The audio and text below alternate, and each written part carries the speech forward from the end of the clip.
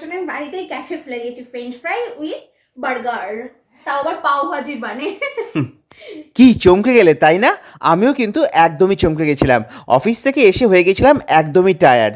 তারপরে যখন একটুখানি রেস্ট নিচ্ছিলাম সেই সময়তেই দেখি হঠাৎ করে তোমাদের বৌদি মানে আমার মিষ্টি বউ অলরেডি কিন্তু নিয়ে হাজির হয়ে গেছিলো তার হাতের সুন্দর একেবারে নাস্তা, বলতে পারো আমাদের বাঙালির জলখাবার। তাও আবার যে সে জলখাবার নয়, কিন্তু তোমাদের বৌদির হাতের স্পেশাল বার্গার আর একদম গরম গরম কুরকুরে ফ্রেঞ্চ ফ্রাই। ফার্স্ট বাইটটা যখন বার্গারের ওপর বসালাম, বিশ্বাস করো টেস্টটা কিন্তু অসাধারণ ছিল।